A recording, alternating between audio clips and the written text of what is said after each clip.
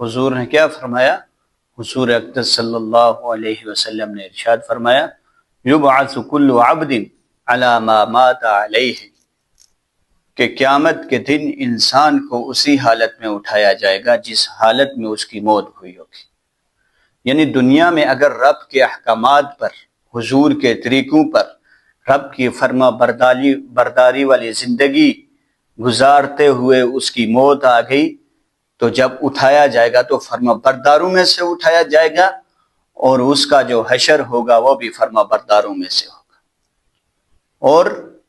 اگر انسان نافرمانی کرتے ہوئے، رب کے احکامات سے دل چراتے ہوئے، یعنی رب کا باغی بن کر زندگی گزارے گا، تو جب قیامت کے دن وہ اٹھایا جائے گا تو باغی اٹھایا جائے گا، اور پھر اس کے ساتھ معاملہ بھی ویسا ہی کیا جائے گا جیسا گناہ گاروں اور باغیوں کے ساتھ کیا جاتا ہے۔ تو یہ زندگی ایک امانت ہے، اور اس امانت کا ایسے ہی خیال رکھنا ہے جس طرح ہم اپنی چیزوں کا خیال رکھتے ہیں۔ اور ایک ایسی زندگی آنے والی ہے کہ جو نہ ختم ہونے والی ہے، جس میں انسان کو ہر طرح کی نعمت، ہر طرح کی سہولت انسان دل میں تمنا کرے گا تو وہ چیز اس کے سامنے حاصل کر دی جائے گی۔ رب کا انصاف دیکھیے،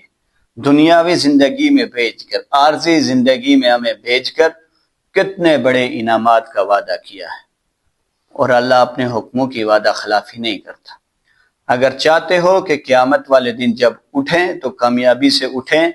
سرخرو ہو کر اٹھیں، سر اٹھا کر اٹھیں،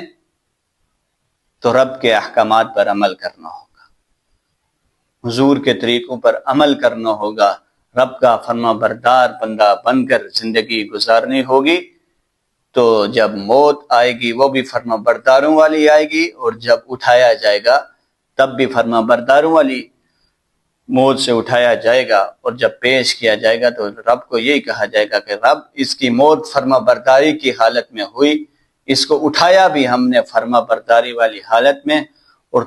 تیرا یہ فرما بردار ہے، اور اب ہم تجھے اس کے سامنے فرما برداری والی حالت میں پیش کرتے ہیں، تو اس کو ہمیشہ ہمیشہ کے لیے کامیاب کر دے۔ دعا ہے کہ اللہ رب العزت ہمیں دین اسلام کے مطابق زندگی گزارنے کی توفیق عطا فرمائے۔ وآخر دعوانا ان الحمد للہ رب العالمین۔